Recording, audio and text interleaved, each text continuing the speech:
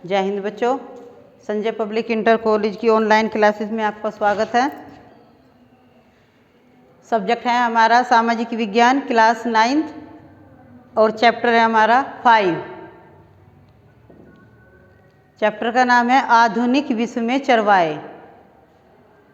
चरवाहे आप समझते हो किसको बोलते हैं? चरवाहे जो घूम घूम कर पशुओं को चराते हैं, घुमंतु, यानी कि किसी एक जगह पर स्थिर ना रहकर जगह जगह दूसरे एक स्थान से दूसरे स्थान पे उनको चरा कर लाना। मतलब ये नहीं कि पर्टिकुलर ऐसा नहीं है कि आपको उसी खेत में, एक ही खेत में या एक ही जगह उनको मिली हुई है वो वहाँ पे चराते हैं, वो कहीं भी जा सकते हैं उनको लेकर। तो घुमंतु चरवाहे, और ये पूरे विश्व में ही, ऐसा नहीं है कि हमारे इधर ही है या हमारे भारत में ही है। तो घुमंतु चरवाहे पहले तो ज़्यादा ही होते थे, अब तो बहुत कम हो गया है ये। घुमंतु चरवाहों का समुदाय किसी एक निश्चित स्थान पर स्थिर वास न करके वो अपनी आजीविका के लिए एक स्थान से दूसरे स्थान पर घूमते रहते हैं। तो भारत के कई क्षेत्रों में प्राय आपने जो घुमंतु चरवाहों, मतलब जो घूमने वाले हैं, हम आपने भी देखा होगा, हमने भी देखा है और आप भी देखते होंगे या अब भी देखने को कहीं कहीं तो अभी मिल जाते हैं।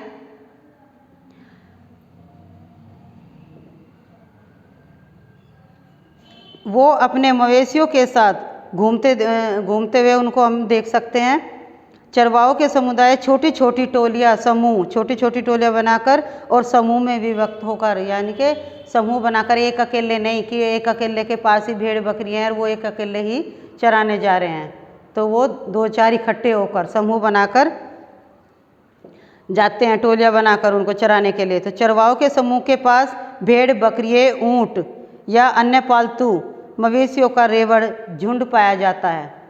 झुंड यानी कि बहुत सारे, ऐसा नहीं है कि 2-4 भेड़ बकरियाँ ले लिए और उन्हीं को ही वो पूरा दिन उसी में ही बिता दिया। तो उनके पास बहुत सारे इकट्ठे होते हैं और वो उनको चराने के लिए खेतों में ले जाते हैं, जंगलों में ले जाते हैं।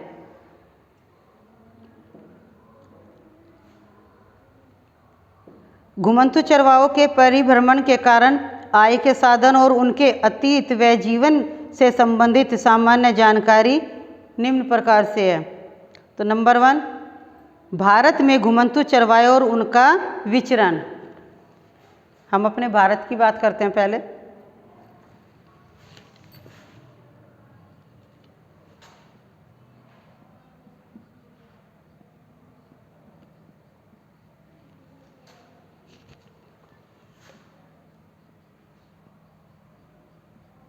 भारत में घुमंतु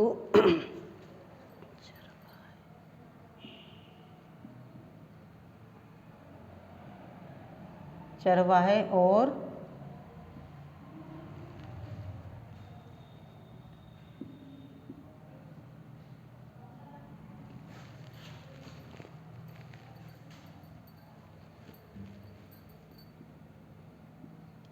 उनका विचरण।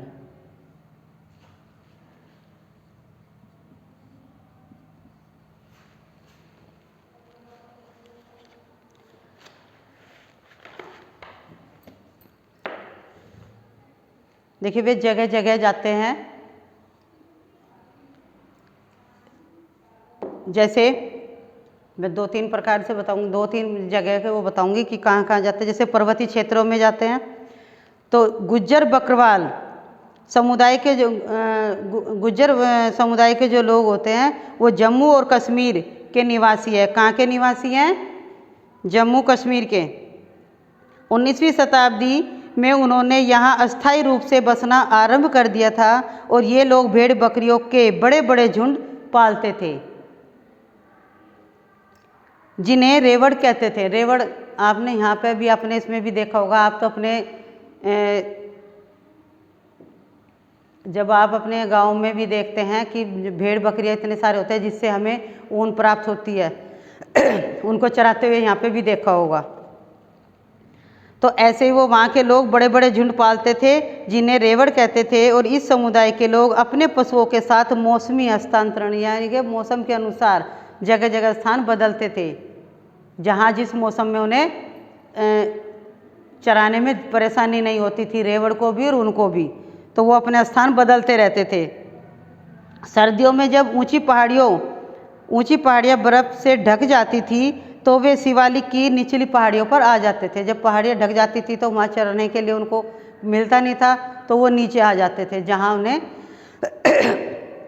उन भेड़ बकरियों को चराने में आसानी भी रहती थी। और अपने आप, मैं जैसे बता रही हूँ कि वो अपने आप को भी और अपने भेड़ बकरियों को भी सुरक्षित रखते थे और वो सही से चर जाते थे। सारे जितने भी झुंड वो इकट्ठा होता था, ये नहीं था कि 2-4 को लेकर चल दिए और वहीं पे उनका पेट भर गया है या इसी स्थान पे चराना है। जहाँ उन्होंने अपने आप को अच्छा देखा है वो वहीं से ही दूसरी जगह बदल देते थे।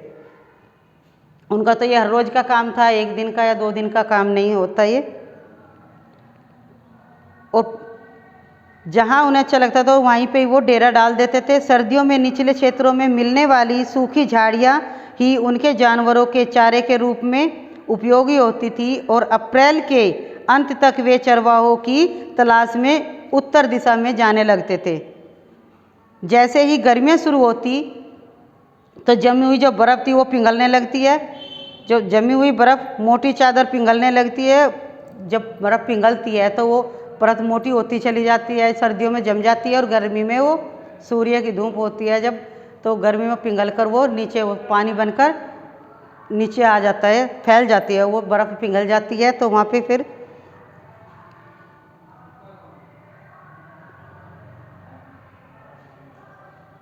मोटी चादर जब पिघलने लगती है तो चारों तरफ हरियाली छा जाती है। तब उन दिनों में वे यहाँ उगने वाली तरह तरह की घास से मवेशियों के लिए भरपूर मात्रा में चारा जो उन्हें मिल जाता है। भरपूर मात्रा में मतलब कई वहाँ पे फिर वो महीने 2 महीने वो उसी क्षेत्र में उनको चराते रहते हैं। पठारी और मैदानी क्षेत्रों में इसी के अंदर टॉपिक है, जैसे मैंने अभी बताया पर्वतीय क्षेत्रों में लिख ही देती हूँ। नंबर 1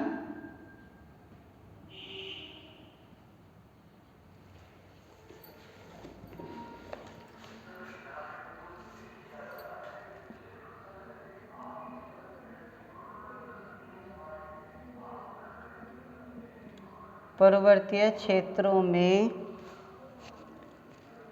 और दूसरा पठारी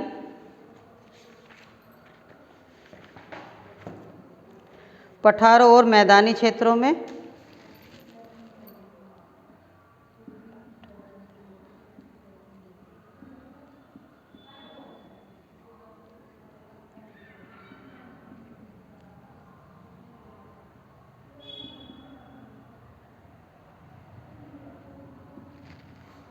मैदानी क्षेत्रों में। और थर्ड रेगिस्तानी क्षेत्रों में।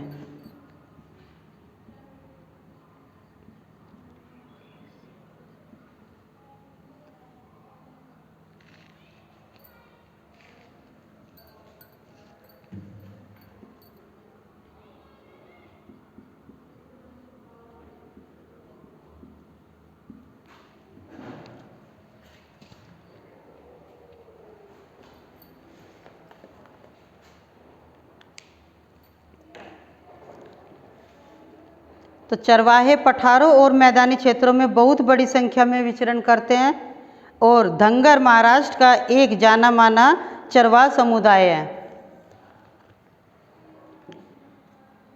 20वीं सदी के आरंभ में इस समुदाय की आबादी लगभग 4,67,000 थी। कितनी आबादी थी? 4,67,000। उनमें से ज़्यादातर गडरिये या चरवाहे थे। कुछ लोग कंबल और चादरें भी बुनते थे और जबकि कुछ भैंस पालते थे। और धंगर गडरिये वर्षा के दिनों में महाराष्ट्र के मध्य पठारों में रहते थे। कौन से क्षेत्र में रहते थे? महाराष्ट्र के मध्य पठारों में रहते थे। 1 महीने तक पैदल विचरण करने के बाद वे अपने रेवड़ों के साथ कोकन के क्षेत्रों में जाकर डेरा डाल देते थे। जगह जगह मैं अभी पहले भी बताया था आपको कि जहाँ कुछ दिन तक उन्होंने अपने वहाँ पे चराया और जब वहाँ के वो उनको चारा मिलना बंद हो गया तो वो दूसरी जगह पे जाते थे। तो कुछ दिन के लिए वहीं पे वो डेरा डाल लेते थे, वहीं पे ही चराते रहते थे। चराया मतलब ये नहीं है कि दूर से उन्हें हर रोज़ उन्हें लाना पड़ेगा, तो वहीं पे ही समय बिताते थे वो इतने दिन जब तक वहाँ पे चारा रहता था। अच्छी बारिश और उपजाऊ मिट्टी के कारण इस क्षेत्र में खेती खूब होती थी। कोकन किसान भी इन चरवाहों का अपने हृदय से सत्कार करते थे। जिस समय धंगर कोकन पहुँचते थे तो उसी समय कोकन के किसानों को खरीफ की फसल काटकर अपने खेतों को रबी की वो फसल बोते थे। आपने देखा होगा जब रेवड़ जाते हैं तो उनके मलमूत्र से, उनके गोबर से खाद मिलती है खेतों को। तो रबी की फसल और खरीफ की फसल आपने पहले भी सुना होगा, पढ़ा होगा अपनी बुक में। तो रबी की फसल कौन सी होती है? जो जाड़े की फसल है जिसकी कटाई मार्च के बाद होती है। जो अब फसल बोई जाएगी वो मार्च अप्रैल में ही कटेगी। तो ये कौन सी फसल कहलाएगी? रबी की फसल। और खरीफ की फसल सितंबर अक्टूबर में कटने वाली है, जो अब कट गई है। जैसे मुंजी कटी है, अब चारा बाजरा है, ज्वार है। तो जो ये अब फसल कटी है अक्टूबर नवंबर में जो कट रही है वो होती है खरीफ की फसल। और जो अब बोएगी और वो मार्च अप्रैल में कटेगी तो उसे बोलते हैं रबी की फसल। और अब जो कट गई है वो खरीफ की फसल। इसमें कंफ्यूज हो जाते हैं बच्चे, हमेशा क्वेश्चन में आता है कि रबी की फसल कौन सी होती है, या मंथ का नाम आ जाता है कि इस महीने इन 2 महीनों में इनमें। जैसे अभी मैंने बताया कि सितंबर अक्टूबर में कटने वाली फसल वो कौन सी फसल कहलाई जाती है, रबी की या खरीफ की। तो इन दोनों को ध्यान रखना है। रबी की फसल जाड़ों की फसलें जिनकी कटाई मार्च अप्रैल में होती है, और खरीफ की फसल सितंबर अक्टूबर में कट जाती है, उसे खरीफ की फसल बोलते हैं। तो जो रेवड़ जिस खेत में भी जहाँ भी जाते थे उनके मलमूत्र से, उनके गोबर से उन खेतों को खाद मिलता है और वो वहाँ की जो भूमि है वो उपजाऊ होती है। रेगिस्तानी क्षेत्रों में राई का समुदाय, जो राजपूत के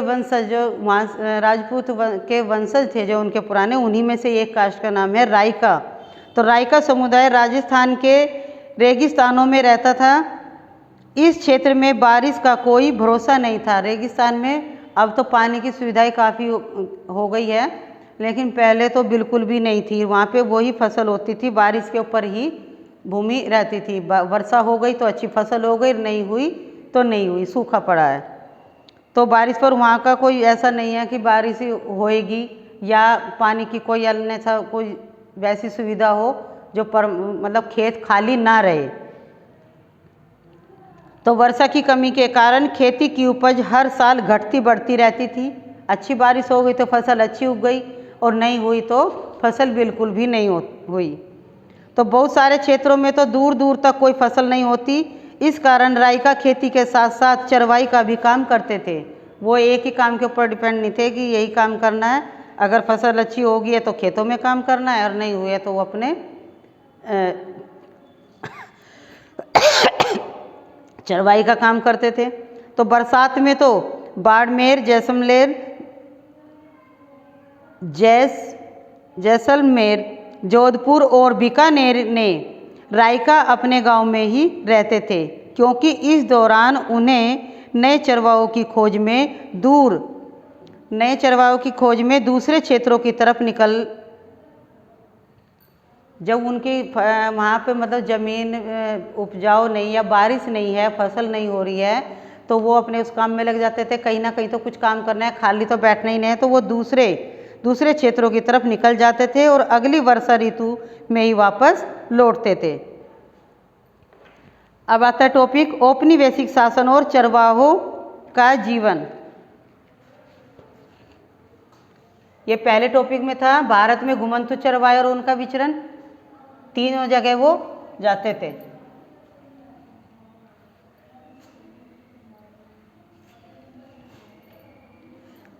सेकंड नंबर पर आता है हमारा औपनिवेशिक।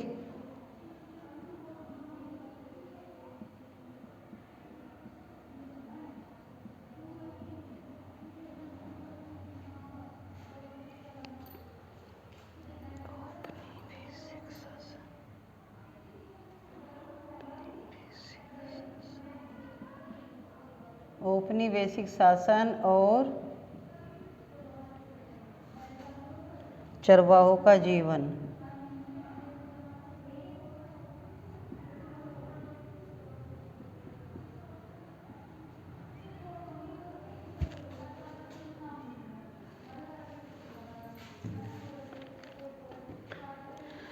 औपनिवेशिक शासन के दौरान चरवाहों के जीवन में गहरे बदलाव आए। जब कोई चीज़ देख लेते हैं तो उसमें वो परिवर्तन होता ही चला जाता है।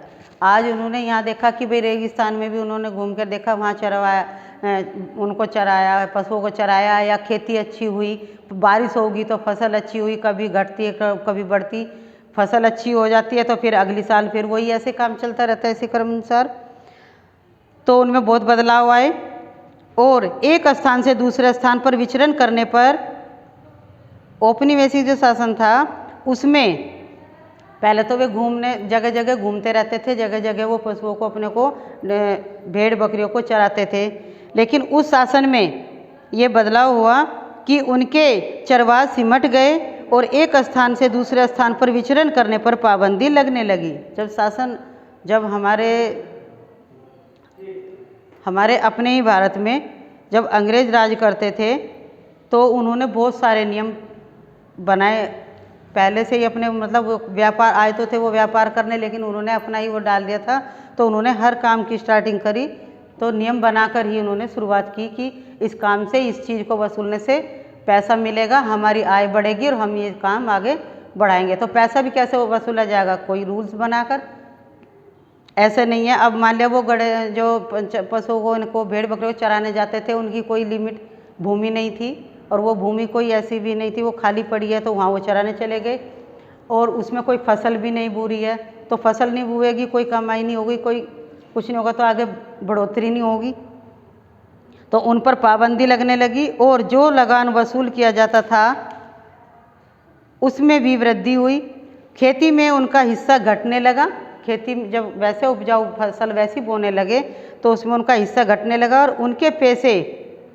उनके पैसों पर भी इसका बहुत बुरा प्रभाव पड़ा। जो निम्न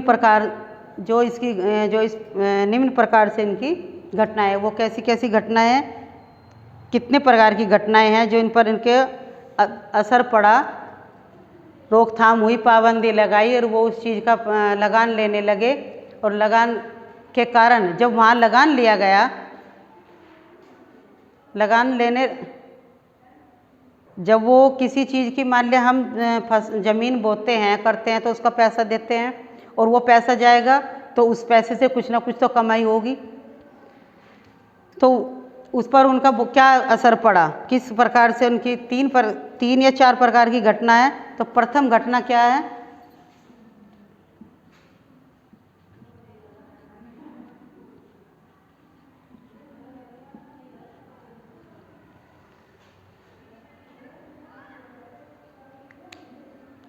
प्रथम घटना औपनिवेशिक सरकार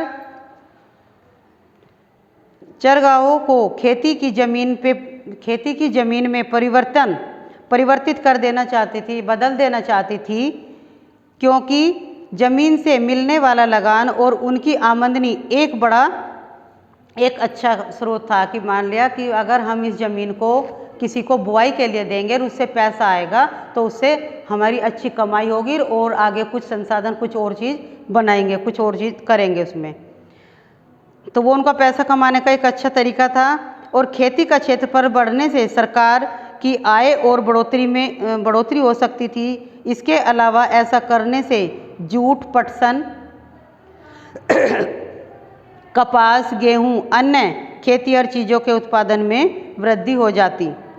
वो बोलते थे, वे समझते थे कि ये ज़मीन खाली पड़ी है, इसका कोई यूज नहीं है, बेकार में पड़ी है, तो इस पर ये सारी फसल बोकर ये बिकेगी और जो जिसके पास ज़मीन नहीं है वो उस ज़मीन को उस पर पैसे पे लेगा, लगान पर लेगा तो वो भी पैसा आएगा, तो डबल कमाई होगी।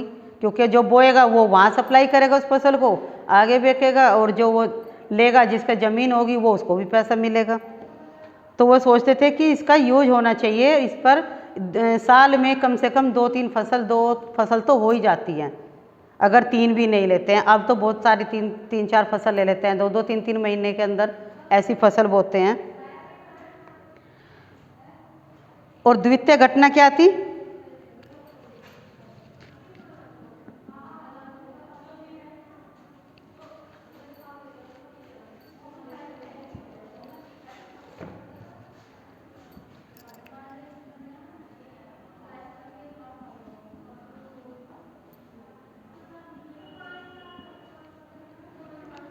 जितने भी आपको पॉइंट डाल डाल के बताया जाता है तो बच्चों इसको अपनी आप कॉपी में भी नोट करते जाया करो, जिससे आपको याद रहे। ऐसा नहीं है कि आपने बस खाली एक स्टोरी सी लिख दी और उसमें नंबर मिल जाते हैं, ऐसा नहीं है। अगर आप टॉपिक डाल डाल कर करोगे तो उसमें अच्छे मार्क्स मिलेंगे आपको।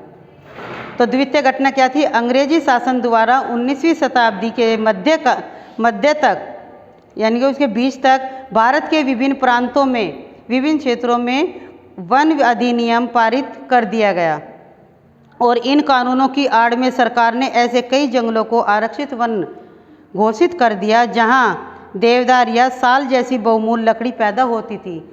आपने देखा होगा कि साल की लकड़ी, शीशम की लकड़ी, नीम की लकड़ी, लेकिन इन सब में सबसे कीमती लकड़ी साल की या सागौन की लकड़ी होती है।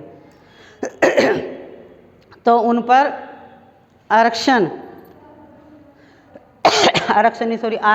उन पर, तो वे वन जो आरक्षित कर दिए गए ताकि जब लकड़ियों का जो पेड़ पौधे बचेंगे तभी तो पेड़ बड़े होंगे, तभी लकड़ी मिलेगी। और तृतीय घटना थी कि अंग्रेज अधिकारी घुमंतू समुदाय के लोगों को मतलब दूसरी दृष्टि से देखते थे, अच्छी दृष्टि से नहीं। वो ये सोचते थे कि ये तो बेकार में ज़मीनों का बिना मतलब को घेराव डाल के कराया, इसका कोई यूजफुल नहीं है, इसके कोई प्रयोग में नहीं आ रही है, तो ये बेकार है। तो वे गांव-गांव जाकर अपनी चीज़ों बेचने वाले कारीगरों व व्यापारियों और अपने रेवड़ के लिए हर साल नए नए नए चारागाहों की तलाश में रहने वाले, हर मौसम में अपनी रिहाइश बदल लेने वाले चरवाहों पर विश्वास नहीं कर पाते थे। वे चाहते थे कि ग्रामीण जनता गांव में ही रहे। वो चाहते थे कि गांव के आदमी हैं जो गांव में ही रहे और उनकी रिहाइश और खेती पर उनके अधिकार निर्धारित हो। इस तरह की जनसंख्या की पहचान करना और उन पर नियंत्रित करना अधिक सरल था। जब वो एक जगह जमकर रहेंगे, अपने गांव के अपने क्षेत्र में काम करेंगे, तो अपने आप ही उन पर काम करना आसान हो जाएगा। और चतुर्थ घटना थी कि सरकारी आय में वृद्धि हेतु अंग्रेजों ने लगान वसूलने पर हर संभव मार्ग अपनाया, हर तरीके का मार्ग अपनाया। उन्होंने किसी न किसी रूप में उनको कि यहाँ से पैसा मिले, कि आय की हमारी इनकम जो है वो बढ़े। उन्होंने ज़मीन, नहरों के पानी, नमक खरीद फरोख्त आदि चीज़ों पर, यहाँ तक कि मवेशियों पर भी कर वसूलने की घोषणा कर दी। कहने का मतलब है कि उन्होंने चाहे कितने भी हथकंडे अपनाने पड़े, कितने भी उन्हें तरीके, कितने भी उन्हें नियम बनाने पड़े, बस पैसा आना चाहिए। 1880 तक आते आते सरकार ने अपने कर्मचारियों व अधिकारियों के माध्यम से सीधे चरवाहों से ही कर वसूलना प्रारंभ कर दिया। ये था हमारा सेकंड टॉपिक, सेकंड उसमें नंबर औपनिवेशिक और शासन और चरवाहों का जीवन, औपनिवेशिक शासन और चरवाहों का जीवन। अब आता है थर्ड टॉपिक। बस थर्ड है अफ्रीकी घटना, अफ्रीका में चरवाहों का जीवन। अब वहाँ का देखते हैं, अपने भारत का देख लिया, अब अफ्रीका का देखते हैं।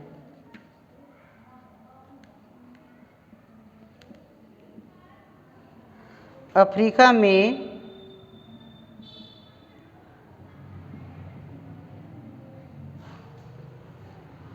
चरवाहा जीवन।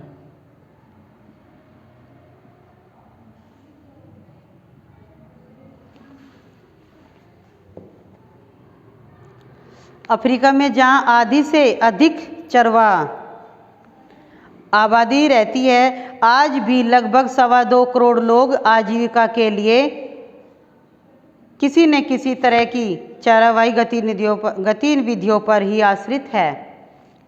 जिनमें बर्बेर्स, मासाई, सोमाली, बोरान और तुर्काना जैसे प्रसिद्ध समुदाय भी सम्मिलित हैं। और कुछ लोग चरवाही से होने वाली मामूली आय से गुजर नहीं हो पाने पर उनकी कोई भी, यानी कि जब उन्हें चराने पर उन्हें कोई कमाई नहीं हो रही थी, तो उस पर वे कोई और धंधा अलग ढूंढने की कोशिश में रहते थे कि इससे काम नहीं चल रहा है, इससे पूरा नहीं हो रहा है, या खाली बैठे हैं तो दूसरा काम ढूंढ लेते हैं, तो वो अलग धंधा भी अपना लेते हैं।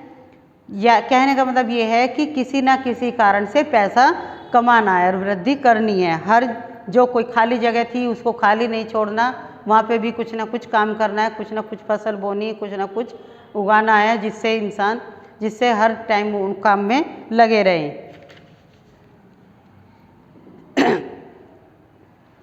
जब चरवाहा सूख जाते थे, जब जहाँ जगह चरवाहा मतलब जो भेड़ बकरियों को चारा नहीं मिलता था, वहाँ की जगह सूख जाती थी तो वो दूसरे स्थान पर चले जाते थे, वहाँ से बदल गए तो दूसरे पे पहुँच गए।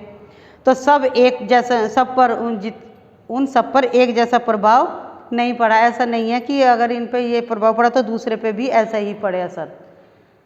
तो औपनिवेशिक काल में अफ्रीका के अन्य स्थानों की तरह मासाई लैंड, जैसे मैंने अभी नाम गिनवाया आपको पीछे, मासाई लैंड में भी आए परिवर्तनों से सारे चरवाहों पर एक जैसा प्रभाव नहीं पड़ा।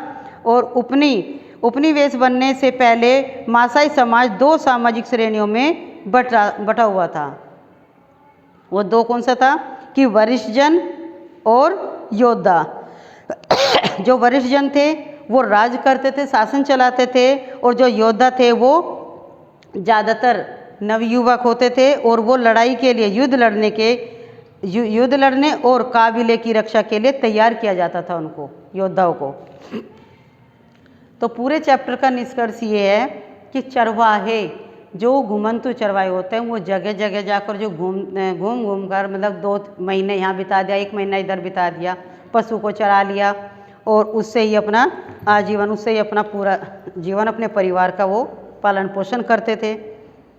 तो चरवाहे बदलते समय के अनुरूप स्वयं को ढालते चले गए, जैसे जैसे समय आता चलेगा। जब मैं जैसे अभी बताया कि फिर उनसे ज़मीन ले ली गई, पता लगा, देखा अंग्रेज़ों ने कि ये तो जगह खाली पड़ी है, इतने समय में तो इतनी फसल उग जाती और इतना पैसा आ जाता, तो उन पर पाबंदी लगा दी, उनसे लगान लेने लगे और वो इतना सारा कुछ कर नहीं सकते थे, तो एक काम ना कर वो दूसरे काम की तलाश में भी रहते थे, दूसरा काम करने के लिए वो तैयार रहते थे। तो जैसे जैसे वो समय आता चलेगा, ऐसे ऐसे वो ढलते चले गए, बदलते चले गए।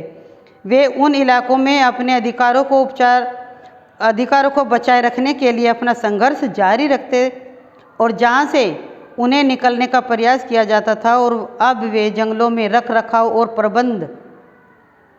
प्रबंधन में अपना हिस्सा मांगते हैं। अब जब उन्हें देखा कि हमारा तो ये चराने का काम तो बंद हो गया, वो ज़मीन उपजाऊ होने लगी, तो वो वनों की रक्षा, जैसे मैंने अभी बताया था कि साल की लकड़ी, सागवान की लकड़ी, और तो जब ये वन वहाँ पे लकड़ियों के पेड़ पौधे हो गए, उनकी रखवाली के लिए उनको रखा गया, तो वो वहाँ से अपना अधिकार मांगने लगे। उनकी रखवाली करते थे तो उन्हें भी तो फिर कुछ ना कुछ तो काम चाहिए ही था। तो ये परिवर्तन देखते हुए उन्होंने अपने आप को भी ढालना शुरू कर दिया। चरवाहे अतीत के अवशेष नहीं हैं और न ही वह ऐसा समुदाय है जिसके लिए आज की आधुनिक दुनिया में कोई स्थान नहीं है। और अर्थशास्त्री भी मानने लगे हैं कि घुमंतु चरवाहों का जीवन शैली विश्व के बहुत सारे पर्वतीय और सूखाग्रस्त क्षेत्रों में जीवन यापन के लिए सर्वाधिक युक्त है। देखो, जहाँ सूखाग्रस्त है, जहाँ पानी की व्यवस्था नहीं है, तो वहाँ वो ज़मीन खाली पड़ी रहती है और उसका कोई प्रयोग नहीं हो रहा, उसमें कोई चीज़ नहीं उगाई जा रही, तो वो व्यर्थ है। और जो वहाँ जो रहने वाले हैं तो उन्हें तो हर चीज़ चाहिए, तो वो अपना जीवन यापन करने के लिए उन्होंने हर तरह से अपने आप को, पहले चरवाहों का काम करा, उन पर पाबंदी लगाने के बाद में उन्होंने सोचा कि हमें कुछ और भी काम मिलना चाहिए, तो उन्होंने अपने आप को ढालना शुरू कर दिया, वहाँ की रखवाली करने लगे। तो वो पेड़ पौधे बचे, वो पेड़ पौधे अब जो लकड़ियों के रूप में हमें मिलते हैं, तो उनसे बहुत सारी लकड़ियों से बहुत सारी चीज़ें बनती हैं, तो वो भी ज़रूरी है। तो बच्चों इस वीडियो को देखते रहिए। और घुमंतु चरवाहे के ये ज़्यादा लंबा चैप्टर नहीं था और ना ही ज़्यादा टाइम की ये वीडियो है, इस ध्यान से देखिए और आपको पता लग जाएगा कि पहले व्यक्ति कितनी मेहनत करते थे, कितने दिन वो अपने घरों से, अपने परिवार से भी अलग रहकर पशुओं को चराते थे और कैसे कैसे अपना जीवन यापन करते थे। धन्यवाद।